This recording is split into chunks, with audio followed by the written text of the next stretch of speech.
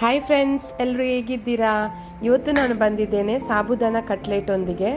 ಇದನ್ನು ನಿಮಗೆ ಮಕ್ಕಳಿಗೆ ಟಿಫಿನಿಗೆ ಮತ್ತು ಸಂಜೆ ಸ್ನ್ಯಾಕ್ಸಿಗೆಲ್ಲ ಮಾಡುವಂಥ ರೆಸಿಪಿ, ಮತ್ತು ಈಸಿ ಮತ್ತು ಕ್ವಿಕ್ಕಾಗಿ ಕೂಡ ಮಾಡ್ಬೋದು. ಬನ್ನಿ ನಾನು ಯಾವ ರೀತಿ ಮಾಡ್ತೇನೆ ಸಾಬುದಾನ ಕಟ್ಲೆಟ್ ಅಂತ ನಿಮಗೆ ತೋರಿಸ್ತೇನೆ. ಬನ್ನಿ ನೋಡುವ. ಇಲ್ಲಿ ನಾನು ತಗೊಂಡಿದ್ದೇನೆ 2 ಆಲೂಗಡ್ಡೆ, ಪೊಟ್ಯಾಟೊ. ಇದನ್ನು ನಾನು ಬಾಯ್ಲ್ ಮಾಡಿ ಇಟ್ಟಿದ್ದೇನೆ. ಈಗ ಅದರ ಸಿಪ್ಪೆಯನ್ನು ತೆಗಿತಾ ಇದ್ದೇನೆ. ನೋಡಿ,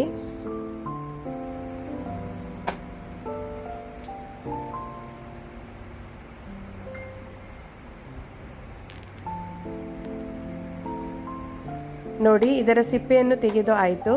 ಈಗ ನಾನು ಇದನ್ನು ಮ್ಯಾಶ್ ಮಾಡ್ತಾ ಇದ್ದೇನೆ. ನೋಡಿ, ಎಲ್ಲವನ್ನು 2 ಪೊಟ್ಯಾಟೊವನ್ನು ನಾನು ಮ್ಯಾಶ್ ಮಾಡಿ ಇಟ್ಟಿದ್ದೇನೆ. ಈಗ ಇಲ್ಲಿ ನೋಡಿ, ಇಲ್ಲಿ ನಾನು ಸಾಬುದಾನವನ್ನು 1 ಅವರ್ ಮೊದಲೇ ನಾನು ನೀರಲ್ಲಿ ಹಾಕಿ ಸೋಕ್ ಮಾಡಿ ಇಟ್ಟಿದ್ದೆ. ಈಗ ಈ ನೀರು ಸಾಬುದಾನ ಹೀರಿಕೊಂಡಿದೆ. ನೋಡಿ, ಈಗ ಇದನ್ನು ಮ್ಯಾಶ್ ಮಾಡಿ ಇಟ್ಟ ಪೊಟ್ಯಾಟೊಗೆ ಹಾಕಬೇಕು. ನಾನು ಇದರಲ್ಲಿ ಅರ್ಧವನ್ನು ಹಾಕ್ತಾ ಇದ್ದೇನೆ, ಮತ್ತು ಅರ್ಧ ಮತ್ತೆ ನೋಡಿ ನಿಮಗೆ ಎಷ್ಟು ಬೇಕಾಗುತ್ತೆ ಅಂತ ಮತ್ತೆ ಬೇಕಾದರೆ ಹಾಕ್ಬೋದು. ಇಲ್ಲಿ ನಾನು ತಗೊಂಡಿದ್ದೇನೆ 1 ನೀರುಳ್ಳಿ ಮತ್ತು 1 ಗ್ರೀನ್ ಚಿಲ್ಲಿ. ಇದನ್ನು ನೋಡಿ ತಿನ್ ಸ್ಲೈಸ್ ಮಾಡಬೇಕು, ತುಂಬ ಸಪೂರವಾಗಿ ಇದನ್ನು ಕಟ್ ಮಾಡಬೇಕು.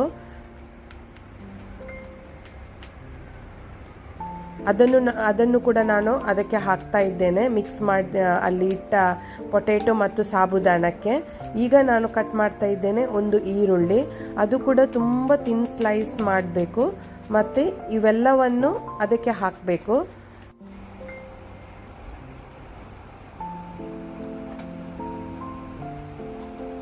ಇಲ್ಲಿ ನಾನು ಚಾಪ್ ಮಾಡ್ತಾ ಇದ್ದೇನೆ ಕೊರಿಯಂಡರ್ ಲೀವ್ಸ್.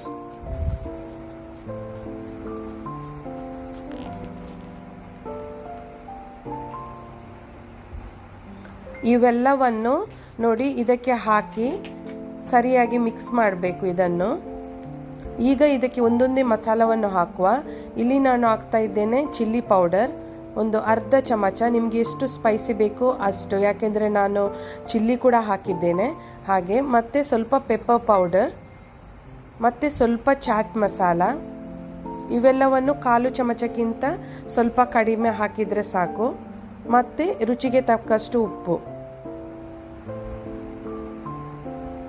ನೋಡಿ, ಇವೆಲ್ಲವನ್ನು ಹಾಕಿ ಸರಿಯಾಗಿ ಮಿಕ್ಸ್ ಮಾಡಬೇಕು ಇದನ್ನು. ನಿಮಗೆ ಬೇಕಾದರೆ ಇದಕ್ಕೆ ಚೀಸ್ ಕೂಡ ಆ್ಯಡ್ ಮಾಡ್ಬೋದು, ತುಂಬ ಟೇಸ್ಟಿಯಾಗಿ ಬರುತ್ತೆ. ನಾನು ಇಲ್ಲಿ ಚೀಸನ್ನು ಆ್ಯಡ್ ಮಾಡ್ತಾ ಇಲ್ಲ. ನೋಡಿ, ಇದಕ್ಕೆ ನಾನು ಇನ್ನು ಬಾಕಿ ಉಳಿದಿದ್ದ ಸಾಬುದಾನವನ್ನು ಕೂಡ ಹಾಕ್ತಾ ಇದ್ದೇನೆ. ಇವೆಲ್ಲವನ್ನು ನಾನು ಸರಿಯಾಗಿ ಮಿಕ್ಸ್ ಮಾಡಬೇಕು ಇದನ್ನು.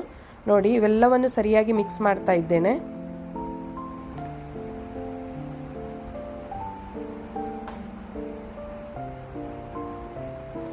ಈಗ ಇದನ್ನು ನಾವು ಬಾಲ್ ರೀತಿ ಮಾಡಬೇಕು. ನೋಡಿ, ಈ ರೀತಿ ರೌಂಡ್ ಶೇಪಲ್ಲಿ ಬಾಲ್ ರೀತಿ ಮಾಡಿ 2 ಕೈಯಿಂದ ಈ ರೀತಿ ಒತ್ತಬೇಕು. ನೋಡಿ, ಈ ರೀತಿಯ ಶೇಪ್ ಬರುತ್ತೆ.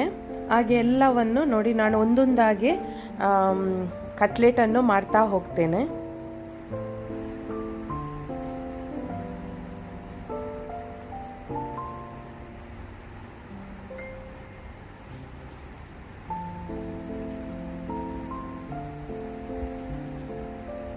ನೋಡಿ, ಇಷ್ಟು ಕಟ್ಲೆಟ್ ಬಂತು. ನೋಡಿ, ಈ ರೀತಿ ಮಾಡಿ ನಾನು ಇಟ್ಟಿದ್ದೇನೆ. ಇದರಲ್ಲಿ ಒಂದು 25 ಕಟ್ಲೆಟ್ ಉಂಟು. ಹಾಗೆ ನಿಮಗೆ ಬೇಕಾದರೆ ಇದನ್ನು ಸ್ಟೋರ್ ಮಾಡಿ ಇಡ್ಬೋದು. ನಾನೀಗ ಫ್ರೈ ಮಾಡ್ತಾ ಇದ್ದೇನೆ.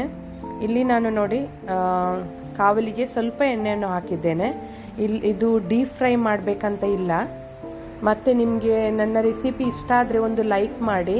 ಮತ್ತು ಯಾರು ಫಸ್ಟ್ ಟೈಮ್ ನನ್ನ ಈ ಚಾನೆಲನ್ನು ನೋಡ್ತಾ ಇದ್ದೀರಾ, ರೆಸಿಪಿಯನ್ನು ನೋಡ್ತಾ ಇದ್ದೀರಾ, ಪ್ಲೀಸ್ ಸಬ್ಸ್ಕ್ರೈಬ್ ಮಾಡಿ ಮತ್ತು ಎಲ್ಲರಿಗೂ ಕೂಡ ಶೇರ್ ಮಾಡಿ. ಮತ್ತು ನಿಮಗೆ ಗೊತ್ತುಂಟು ಸಾಬುದಾನ ತುಂಬ ಒಳ್ಳೆಯದು ಹೆಲ್ತಿಗೆ. ಮತ್ತು ಈಗ ಸಮ್ಮರಲ್ಲಿ ಕೂಡ ನಮ್ಮ ದೇಹ ತಂಪಾಗಿಡುತ್ತೆ ಇದು. ಹಾಗೆ ಮತ್ತು ಈಸಿ ಕೂಡ ಇದು ರೆಸಿಪಿ ಮಾಡಲಿಕ್ಕೆ. ಹಾಗೆ ನಾನೀಗ ಎಲ್ಲವನ್ನು ಹಾಕ್ತಾ ಇದ್ದೇನೆ. ನೋಡಿ, ಈಗ ಇದನ್ನು ಬ್ರೌನ್ ಆಗೋವರೆಗೆ ನಾನೀಗ ಫ್ರೈ ಮಾಡ್ತಾ ಇದ್ದೇನೆ.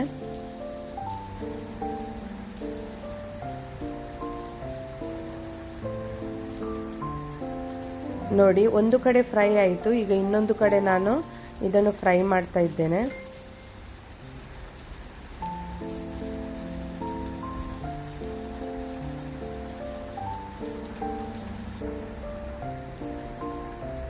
ನೋಡಿ ಎಷ್ಟು ಒಳ್ಳೆ ರೀತಿ ಬಂದಿದೆ ಅಂತ. ಮತ್ತು ತುಂಬ ಟೇಸ್ಟಿ ಕೂಡ ಇದು ತಿನ್ನಲಿಕ್ಕೆ ಕಟ್ಲೆಟ್. ಮತ್ತು ನೀವು ಕೂಡ ಟ್ರೈ ಮಾಡಿ ಈ ರೆಸಿಪಿಯನ್ನು, ಮತ್ತು ಕಮೆಂಟ್ ಮಾಡಿ. ಮತ್ತು ಒಬ್ಬೊಬ್ಬರು ಒಂದೊಂದು ರೀತಿ ಮಾಡ್ತಾರೆ ಕಟ್ಲೆಟ್ ವಡ ಎಲ್ಲ, ಹಾಗೆ ನಾನು ಈ ರೀತಿ ಮಾಡೋದು. ಮತ್ತು ತುಂಬ ಟೇಸ್ಟಿಯಾಗಿ ಕೂಡ ಬರುತ್ತೆ. ಒಳ್ಳೆ ರೆಸಿಪಿ ಇದು. ನೋಡಿ ಇದನ್ನು ನಿಮಗೆ ಚಟ್ನಿ ಜೊತೆ ಯಾ ಕೆಚಪ್ ಜೊತೆ ತಿನ್ಬೋದು.